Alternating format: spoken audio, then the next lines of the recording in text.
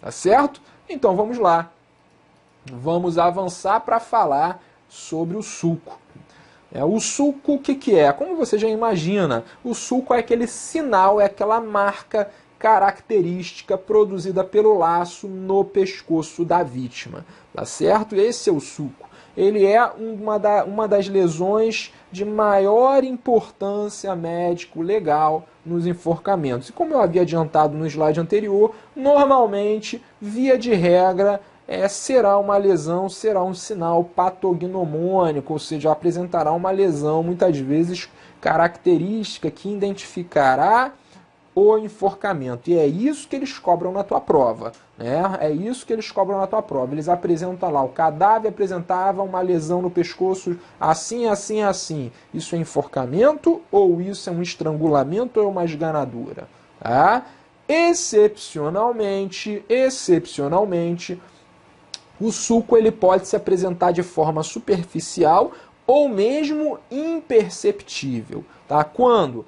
Normalmente nos enforcamentos incompletos, conjugados, não basta ser enforcamento incompleto. Eu tenho que ter um enforcamento incompleto, conjugado com um laço feito de um material mole. Tá? Então, nessas hipóteses em que eu tenho um enforcamento incompleto, aqui ó, enforcamento incompleto, e um laço feito de material mole, tá? Eu posso observar um sulco superficial ou mesmo imperceptível. Olha a pegadinha na prova, o examinador joga lá na prova. Nos enforcados sempre haverá o sinal, sempre haverá o sulco típico, que nós já vamos ver qual é. Tá? Sempre não. Pode ser, eventualmente, nas hipóteses de enforcamento incompleto, em que haja o uso de um laço com material mole, pode ser que o sulco seja superficial, quando muito imperceptível. Tá certo? Fique esperto com isso aí. E aí sim, quais são as características típicas, quando muito patognomônicas, dos sulcos dos enforcados, ou do sulco dos enforcados, Vamos investigar, vamos falar uma por uma, tá? Começando por essa aí que eu jogo na tua tela. O sulco do enforcado ele tem uma característica típica. Normalmente ele se apresenta dessa forma aí. Ele é oblíquo em relação ao queixo, e ascendente desde a alça até a posição do nó. Então a alça, que é o local que servirá de apoio, ele será ascendente até o nó. Por quê? Porque lembrando que o ponto de suspensão está acima da alça, está muitas vezes acima da cabeça, ou quando não muito acima da altura da própria vítima. Tá? Então ele será, vou botar aqui para você, vem comigo aqui, ó. Ele será oblíquo em relação ao queixo. Você pode encontrar isso na prova também assim. Oblíquo em relação ao pescoço. Isso também está correto, tá certo? Então, oblíquo em relação ao queixo e ascendente em relação, desde a posição da alça até o nó. Tá? Toma cuidado que ele pode inverter isso, ele pode botar descendente desde a posição da alça para o nó e aí te induz ao erro. Tá? Fique esperto com isso aí. O sulco ele apresentará uma profundidade irregular, normalmente. Fique esperto. Ele apresentará uma profundidade irregular. Ele será mais profundo na área pressionada pela alça, superficializando normalmente em direção ao nó. Tá? E aí você tem que observar se esses nós, como eu coloco aqui para você, ó, se esses nós eles são nós fixos ou não.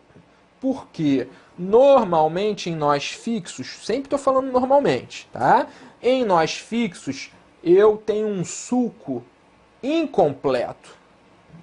Ou seja, eu tenho um sulco que ele apresentará a marca aqui e logo ele desaparecerá, porque o nó não corre para pressionar toda a circunferência da cervical. né, toda a área da cervical. Então essa lesão ela se mostrará superficializada na medida em que se aproxima do nó. Tá? Quanto maior for a alça, menor será a extensão do sulco. Isso também é outra característica. Tá? Quanto maior for a alça, menor será a extensão do sulco. Em um nó de correr, apresento aqui para você, ó, nós de correr, o laço aperta, o laço irá se apertar de modo a comprimir toda a circunferência do pescoço. E aí eu terei, né, um nó, ou melhor, eu terei um sulco que, embora eles tenham alguma ou tenha certa irregularidade, né, ele se apresentará um sulco em volta de todo o pescoço. Tá? Isso é muito importante. Por quê? Porque a gente depois vai fazer essa comparação com o estrangulamento. Tá? Com o estrangulamento. Então, jogo aí na tua tela outros aspectos. O aspecto do sulco estará sempre relacionado à natureza do laço e ao tipo de enforcamento. Todos aqueles aspectos que nós estudamos, enforcamento completo, enforcamento incompleto, enforcamento típico, enforcamento atípico, ele vai gerar consequências aqui na lesão. Qual é a lesão? É o próprio sulco. Ele vai gerar consequências. A própria composição do laço também gerará consequências, como eu coloco aí na tela para você. Laços de materiais mais ásperos apresentam sulcos mais largos, com uma área de escoriação mais larga, com uma coloração bem típica, pardo avermelhada. Já laços com composição de materiais moles ou lisos apresentarão sulcos com pouco ou nenhuma escoriação. Aí nós vimos, inclusive, que dependendo do tipo de enforcamento, pode ser que esse sulco ele seja superficial ou mesmo imperceptível, se eu tiver um enforcamento incompleto com um laço mole. Vimos isso nos slides anteriores. Tá? Então olha quanto detalhe o camarada pode te perguntar na hora da prova. Ele pode querer te derrubar e você tem que ficar esperto, você tem que já conhecer essas informações. Óbvio que agora eu explicando, 90% disso é deduzível. Se você falar, isso é óbvio agora que a gente apresentou para você, mas pode ser que na hora da prova não seja tão óbvio assim, tá certo? Quanto à questão das voltas do laço, o número de voltas também terá uma relevância no sulco, mas fique esperto. Nem sempre, coloco isso para você na tela, nem sempre aqui, nem sempre o número de sulcos corresponderá ao número de volta que o laço possuir.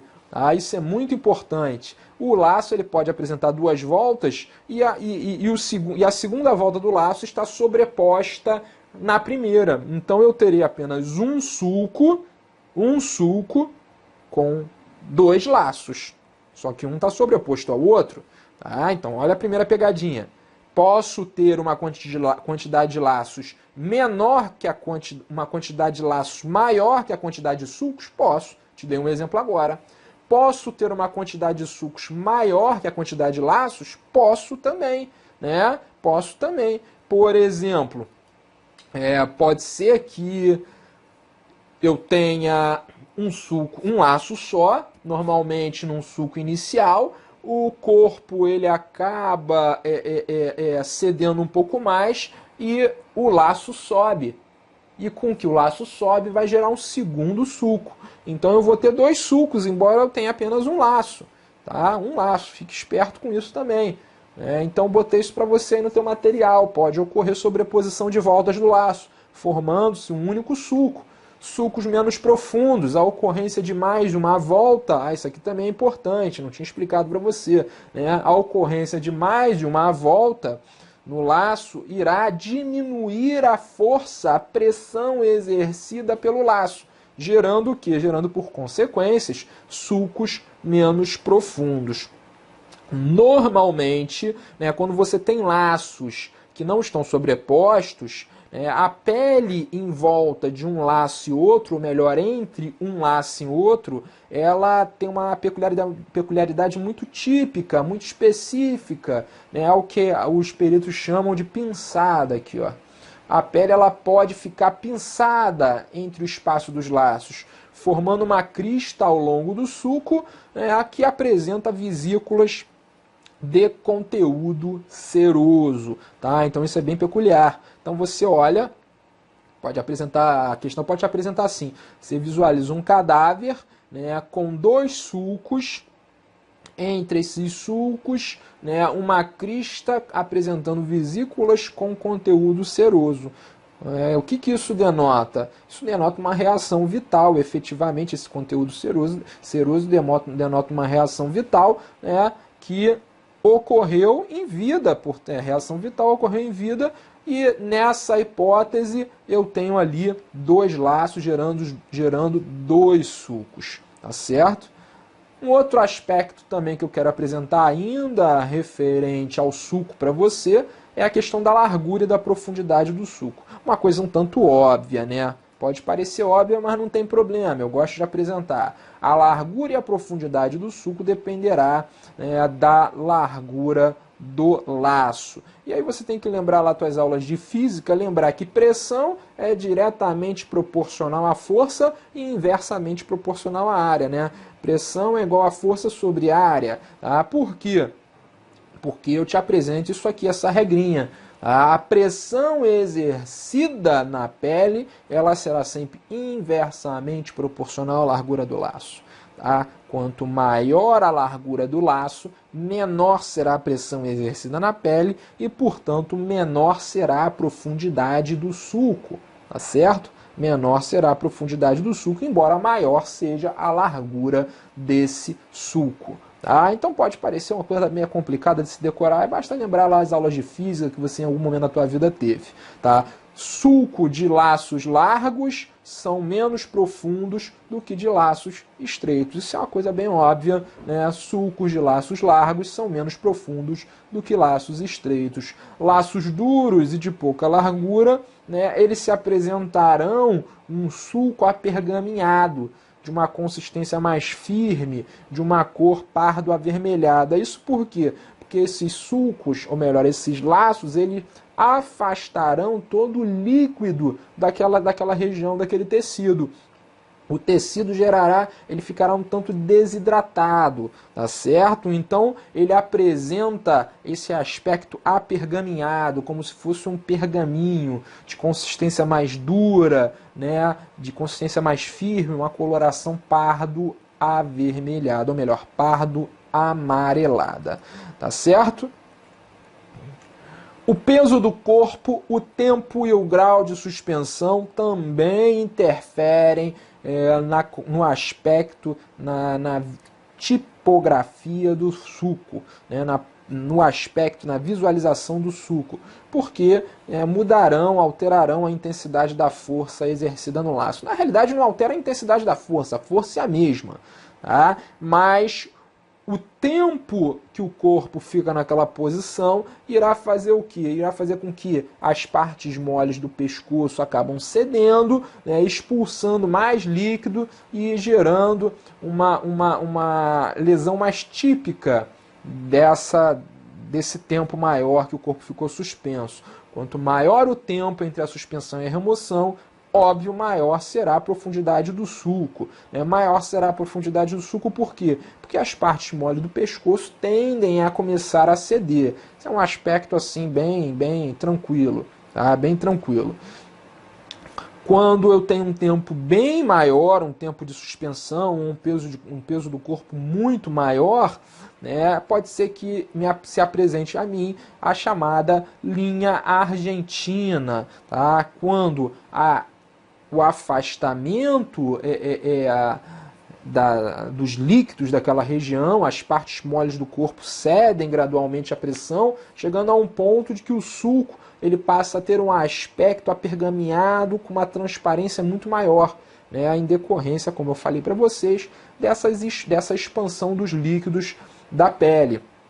Tá? E você olhando essa pele contra a luz, você vai observar uma linha mais transparente, mais translúcida, mais clara, que a doutrina médica legal chamou de linha argentina. Tá certo? Então a peculiaridade também desse maior tempo de suspensão conjugado aí com um maior peso da vítima. Tá certo? Ainda falando sobre o sulco, para você ver como o tempo, né? Como o ponto ele é bem profundo. Tá? Nas hipóteses de nó fixo, com um laço muito longo, ou melhor, com uma alça extensa, né? Você vai observar que o sulco ele vai se apresentar numa menor extensão. Porque pensa o seguinte, se eu tenho uma alça muito extensa e o nó não é de correr, tá? A área em que o laço vai fazer pressão é muito menor. Tá? E com isso, essa pequena parte aqui gerará um sulco profundo, porém com uma extensão muito menor. Tá? Então qual é a consequência? Botei para você, levando em consideração que a pressão ela é inversamente proporcional à área. Se eu tenho uma área de laço menor realizando uma pressão, eu vou ter uma profundidade muito maior. Então o sulco mais profundo, interrompendo-se antes de atingir o nó, sendo mais brusca essa superficialização. Isso tudo pode cair na prova, tudo você pode ser indagado, principalmente em provas orais, provas discursivas. Tá? Imagina o examinador te perguntando numa prova discursiva, você vai treinar isso comigo? Caracterize as possíveis alterações médico-legais referentes ao laço. Aí você vai ter que falar laços moles, laços ásperos, laços mais largos, laços mais curtos, uma alça mais extensa, um nó fixo, um nó não fixo, o que isso acarreta? Tá certo? Nos enforcamentos típicos, o sulco é mais profundo do que nos enforcamentos atípicos. Tá? Isso por uma consequência também bem empírica, perceptível. O enforcamento típico é aquele que o nó está na parte de trás, aqui na nuca. Tá? Você sabe, se você não sabe, pode passar a mão aí em você mesmo, você vai ver que essa partezinha do pescoço aqui, ela tem uma pele muito mais sensível, muito mais fina do que essa parte de trás aqui da nuca. Então, as partes moles da metade, olha aqui o nome, metade posterior do pescoço, posterior porque estão atrás, são mais resistentes à compressão do que as da metade anterior do pescoço. Tá? Com isso, o enforcamento típico ele vai apresentar um sulco mais profundo, porque esse sulco se apresentará na metade anterior do pescoço, do que os enforcamentos atípicos, em que eu terei um sulco se apresentando aqui na lateral, mais para a metade posterior do pescoço. O sulco se apresentará na lateral, metade posterior, por quê? Porque o nó não vai estar aqui, o nó vai estar aqui, vai estar aqui. Então o sulco ele se apresentará no lado oposto do nó. Tá? Aspecto bem começa a ficar um pouco mais complexo, São muitos detalhes, o enforcamento são muitos detalhes. E por serem muitos detalhes, o examinador sabe disso e cobre isso na prova. Tá? E cobre isso na prova. Topografia do sulco. Vamos ver a topografia. Esse é o ponto que cai nas provas fáceis. Topografia do sulco. Conjugado com a posição, ou melhor, a inclinação do sulco e a profundidade dele. Nós já vimos que nos enforcamentos o sulco ele é oblíquo em relação ao queixo, e ascendente da alça para o nó. Vimos também que ele será um pouco mais profundo na alça, superficializando no nó, ainda mais quando eu tiver um nó fixo, tá certo? Nos enforcamentos, como eu coloquei na tua tela aí, o sulco do enforcado típico apresenta uma topografia situada entre a borda superior da laringe e o osso ióide. Borda superior da laringe e o osso ióide, aqui um pouquinho acima do chamado gogó. Tá? Eu vou jogar aí na tela para você, que fica um pouco mais fácil de você compreender. Tá certo? Compreender. Então, deixa eu ver se eu consigo trazer a caneta para cá. Trazer a caneta para cá para você. Então, a topografia, borda superior da laringe e ocioide. Olha a laringe aqui. Você tem a laringe aqui. Tá? E o ocioide aqui. Então, você vai ter um nó ou melhor, você vai ter aqui o sulco, né, nessa área aqui, o que é natural aqui, ó, o sulco se apresentar nessa área aqui, tá certo? Diferente do estrangulamento, que ele se apresenta um pouco mais abaixo, tá? Um pouco mais abaixo, como nós vamos ver, tá certo? Então isso tudo são diferenças que podem cair na tua prova. Tá? Eventualmente, a alça pode deslizar um pouco para cima em decorrência do peso da vítima, né? Como eu já falei anteriormente, apresentando dois sulcos, um de maior, um deles mais baixo e de menor intensidade, e um outro acima e de maior intensidade. Então, deixa eu apagar aqui para te apresentar como é que ficaria essa questão. Deixa eu apagar todas as anotações, deixa eu mudar a cor, a cor do ponteiro, pegar aqui uma cor amarela. Muito bem. Então, você vai encontrar aqui, por exemplo, um sulco mais embaixo, menos profundo, ou seja, mais superficial, e um sulco mais em cima, mais profundo, menos superficial. Isso denota o quê? Denota que, em decorrência do peso da vítima, pode ser que o peso da vítima tenha feito o corpo ceder um pouco para baixo, gerando dois sulcos. Não necessariamente eu tenho dois laços em volta do pescoço da vítima. Falei isso para você um pouquinho nos slides anteriores. Tá certo? Então vamos lá, vamos avançar. De sulco era isso que a gente tem. Resumindo isso tudo do sulco, resumindo isso tudo para você. No enforcamento, o sulco ele será oblíquo, ou em relação ao pescoço, ou em relação ao queixo, ascendente da alça para o nó. Tá?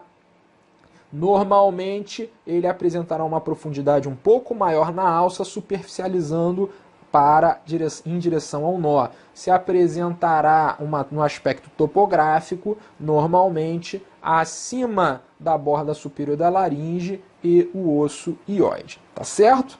Então, muito bem, vamos lá, vamos falar agora das lesões externas no que se refere à face. Tá certo? E aqui a gente trabalha com uma outra classificação, outras espécies de enforcamento, nomenclatura diferente, fica ligado. Tá? Por quê? A face ela pode ou não estar cianótica, se apresentar cianótica. Lembra que eu falei que o enforcamento, como as outras asfixias por constrição cervical, o mecanismo de morte sofre a interferência de 3 fatores? Fatores respiratórios, circulatórios e nervosos. Se o fator circulatório não for acionado, eu terei morte, embora a face não se apresentará cianótica. Tá? Eu terei o chamado aqui nessa classificação enforcado azul e enforcado branco. Se a face se apresenta cianótica, eu tenho um enforcado azul. Se a face não se apresenta cianótica, eu tenho um enforcado branco, que tem relação com a constrição, se a constrição bloqueou ou não o chamado retorno do sangue venoso. Tá certo? É o fator circulatório. Hoffman, olha a pegadinha, Hoffman, que era um doutrinador clássico, ele afirmava o quê? Ele afirmava que os enforcamentos típicos produziam enforcados azuis. Quais são os enforcamentos típicos? Então eu tenho um nó na nuca e eu tenho a alça na parte anterior.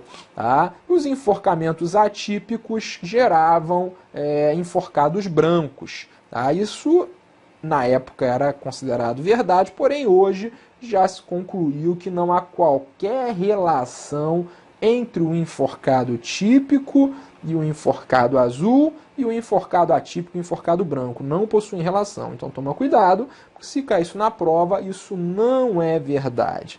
Tá certo? Isso não é verdade. Algumas outras lesões externas que são de menor relevância, mas podem aparecer para você, é a língua. Ela pode apresentar edema, ela pode apresentar coloração cianótica, isso nos enforcados azuis, óbvio, Porque se eu tenho o bloqueio do retorno venoso, nos enforcados azuis, vou até sublinhar aqui para você, ó, vem comigo aqui, cadê? Sumiu a minha caneta. Vamos lá, aqui, vou trocar a cor da caneta para a gente poder enxergar. Vou pegar um vermelho. Então, ó, nos enforcados azuis, eu vou poder apresentar aqui uma língua com edema, podendo apresentar também a cianose.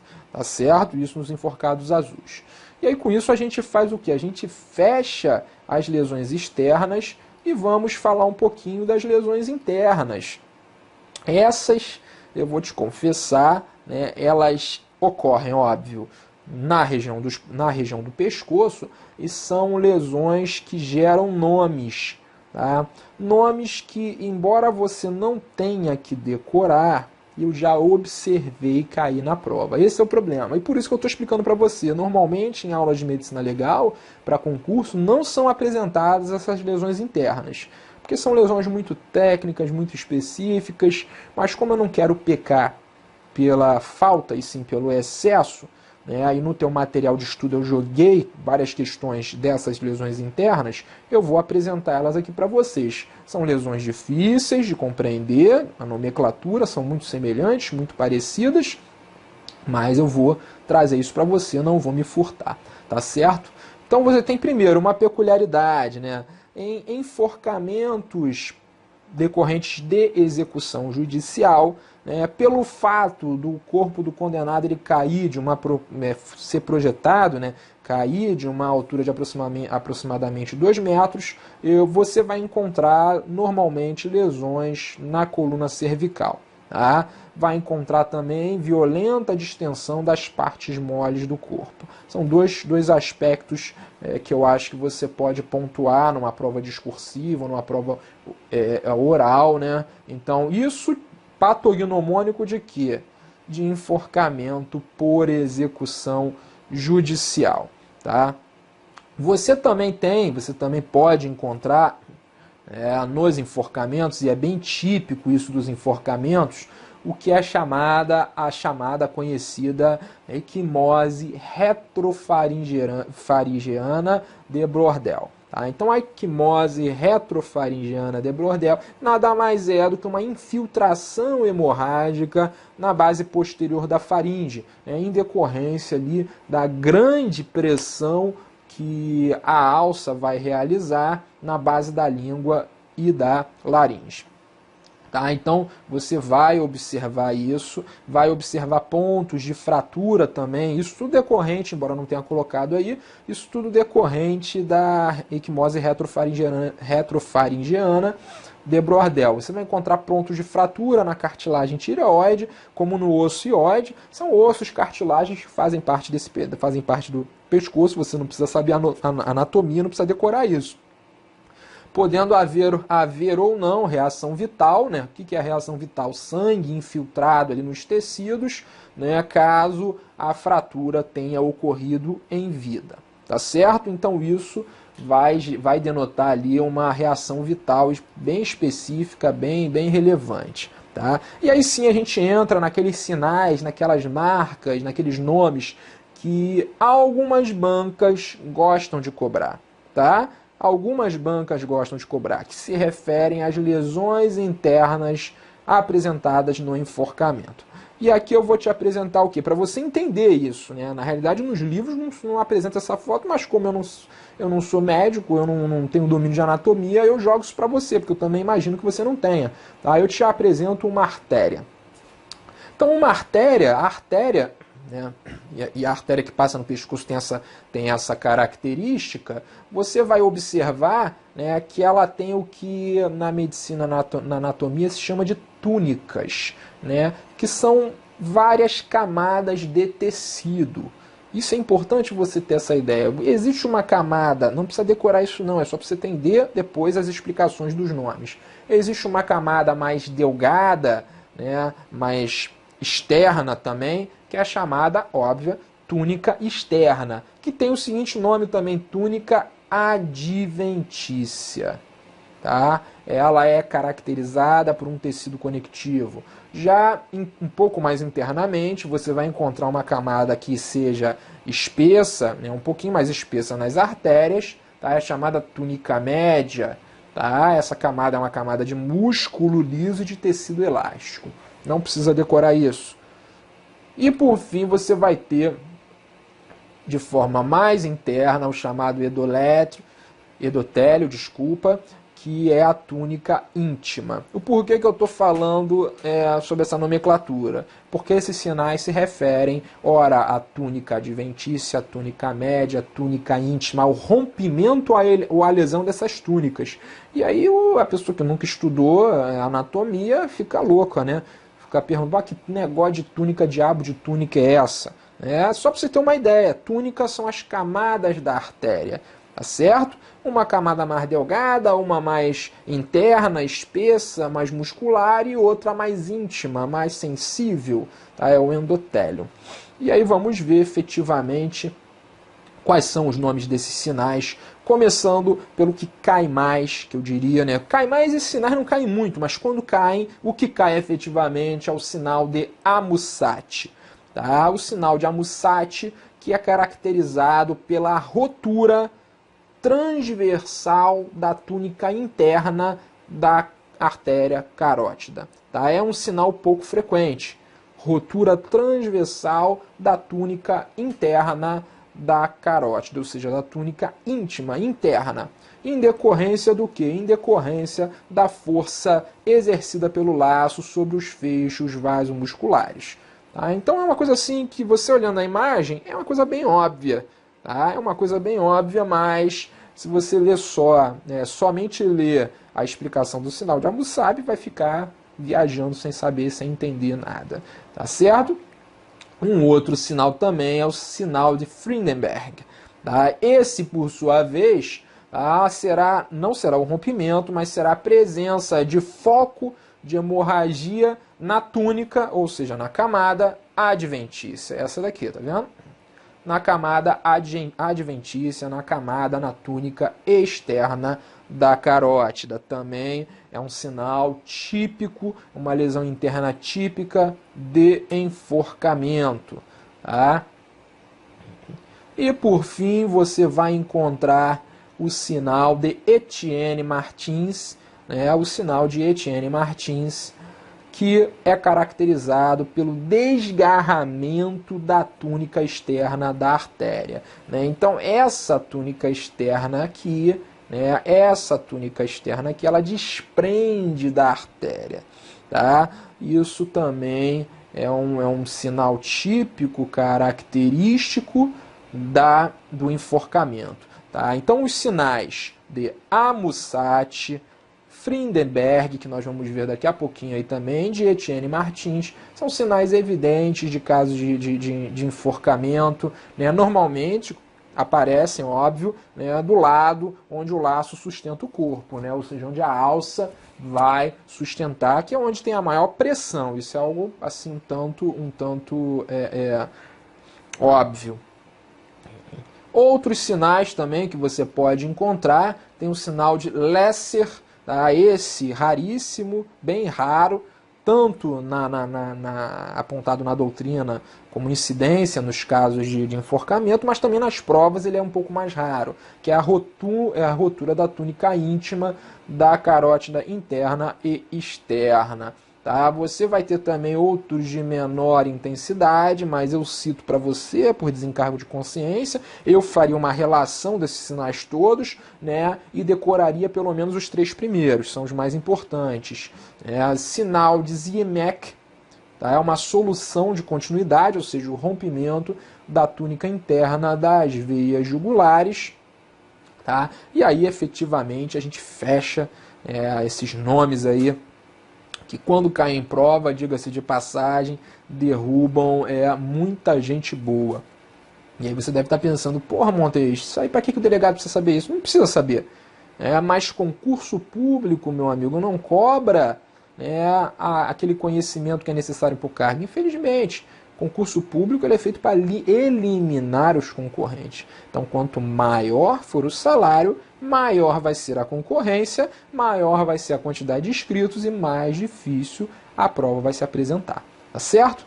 Vamos falar um pouquinho dos fenômenos cadavéricos, tá? As peculiaridades dos fenômenos cadavéricos apresentadas nos enforcamentos. Tá? Para a gente poder fechar o enforcamento, e aí no próximo encontro, né, já estamos aí caminhando para 1 hora de transmissão, no próximo encontro a gente fala sobre o estrangulamento e a esganadura.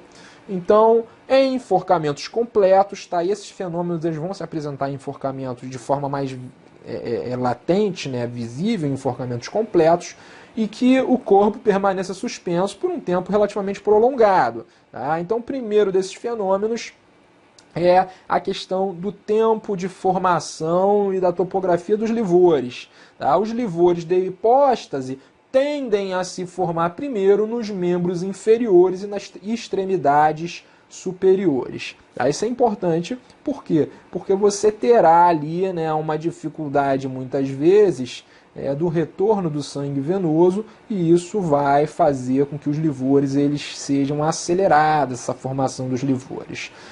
Os livores serão mais intensos e duradouros nos segmentos do corpo mais abaixos, né? Isso também é uma coisa assim bem óbvia. Você estuda comigo a questão dos livores cadavéricos, né? Da formação desses fenômenos consecutivos ou tardios, são os livores cadavéricos, os livores de hipóstase. Você estuda isso comigo de forma geral na tanatologia, mas a gente vai pontuando em um ou outro ponto da matéria que tenha relevância para os livores.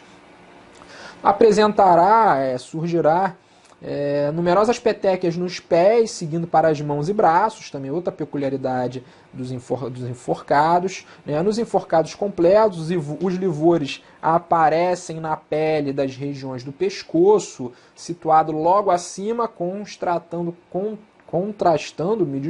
a palidez das áreas abaixo do pescoço. Né? Isso, óbvio, no enforcado completo, que tende a haver o quê?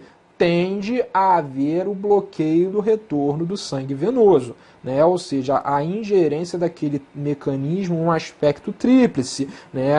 No impedimento do acesso do ar, na questão circulatória e na questão nervosa. Então, o enforcado completo tende a apresentar essa tríplice conjugação no mecanismo de morte. Tá? E o retardamento da rigidez cadavérica na metade inferior do corpo em decorrência do acúmulo de líquido. Você também estuda comigo em tanatologia um mecanismo de formação da rigidez cadavérica. Você estuda isso comigo lá, a gente não vai repetir aqui. Volte na aula lá de tanatologia, estude isso. Então, quanto mais oxigênio o corpo possuir, quanto mais líquido e mais oxigênio o corpo possuir, mais será demorada a rigidez cadavérica. Então, como há um retardamento, ou seja, o acúmulo de líquido na parte inferior do corpo, em decorrência desse bloqueio venoso, gerará um retardamento dessa rigidez cadavérica. Tá? Então, são peculiaridades que podem fazer a diferença numa prova discursiva, caso você tenha um domínio. Tá? Em provas objetivas, isso cai em provas difíceis. O examinador joga uma assertiva dessa daí e o candidato fica viajando, não tem a menor ideia. Tá? Temos também a questão da putrefação. A putrefação, também bem peculiar, né? Fenômeno transformativo destrutivo, estudado lá na tanatologia. A putrefação ela tende a ser colicoativa na parte inferior e mumificativa na parte superior do corpo. Isso por quê? Por essa diferença, né, entre a quantidade de líquido nas partes do corpo em decorrência do enforcamento. Tá? Então você vai ter fenômenos distintos, colicoativa numa parte, mumificativa no outro. Tá? Isso vai ser bem peculiar no enforcamento, tá certo? E aí com isso a gente fecha, né, na nossa aula de hoje, 1 horinha, para também não te cansar, tá? E a gente volta na próxima aula, na aula 4, falando sobre o estrangulamento, né? E falando sobre... eu acho que ainda tem uma coisinha pra gente falar aqui. Verdade, vamos lá, então voltando. 0, 2, 1. E aí a gente fala agora, para a gente caminhar para o final, sobre a questão do mecanismo de morte. Né? Mecanismo de morte que, na realidade, eu já tinha antecipado para você. Tá? Então, no enforcamento, participam do mecanismo de morte tanto fatores respiratórios, como um impedimento do acesso ao ar às vias respiratórias pela constrição cervical, como fatores circulatórios, que é o bloqueio do retorno do sangue venoso, como fatores também eventualmente nervosos, de forma um pouquinho menor, mas ocorre também, que podem gerar ali uma parada cardíaca, uma parada respiratória. Isso eu já tinha antecipado para você, então não há muita novidade para a gente. Tá? E a causa jurídica da morte? Essa daqui é outro ponto que você tem que ficar esperto também. Tá? É um ponto muito importante que você precisa ficar esperto, isso cai muito. A gente vai fazer no final da constrição cervical a comparação.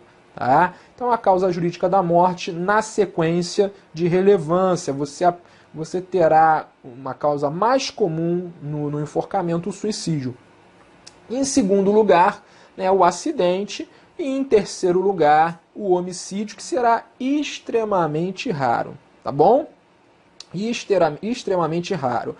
Forma mais comum, existem formas mais eficazes de você matar alguém do que com homicídio, do que com enforcado, né? Então tome muito cuidado com a simulação. Isso, a perinecroscopia, o estudo do sulco, das lesões, do instrumento, do mecanismo de suspensão, tá? Isso tudo vai conjugar para você realmente verificar se houve um suicídio, se houve um acidente, ou se existem outras lesões que possam denotar um homicídio, inclusive uma mudança de local, uma fraude. Tá certo? Temos ainda, que já vi cair em algumas provas, e por isso eu coloquei para você, para a gente poder caminhar para o fim da nossa aula, os períodos normalmente chamados de períodos clínicos da asfixia, mas que aqui no enforcamento ganham uma peculiaridade. São os períodos de enforcamento, ou os períodos clínicos de enforcamento, que a doutrina aponta como esses três aí. A doutrina clássica, a doutrina mais moderna entende que esses períodos não são muito separáveis. Tá? Você tem um primeiro período caracterizado por calor, zumbido, sensações luminosas, que já inicia ali com uma perda da consciência, alucinações. Um segundo período que já passa por um aspecto da convulsão e da excitação do corpo. E um terceiro período que é a morte aparente, ou seja, sinais de morte aparente, que é a ausência de respiração, a ausência de batimentos cardíacos e a própria ausência de atividade cerebral, caminhando até a morte real. Esses três períodos, embora sejam períodos clássicos, dependendo da banca, eles costumam ser cobrados. Modernamente isso já não é mais estudado, mas dependendo da banca eu já vi cair, então botei aí para o seu material de estudo. Tá certo, meu amigo? Então com isso a gente fecha o pacote do encerramento. Chegamos aí a mais ou menos 1 hora de aula. Tá? No nosso próximo encontro, na nossa quarta aula, a gente vai falar sobre o estrangulamento, vamos falar sobre a esganadura, fechamos a constrição cervical para efetivamente a gente caminhar para as asfixias por modificação do meio ambiente. Tá certo? Então ficamos por aqui, meu amigo. Um abraço e até o nosso próximo.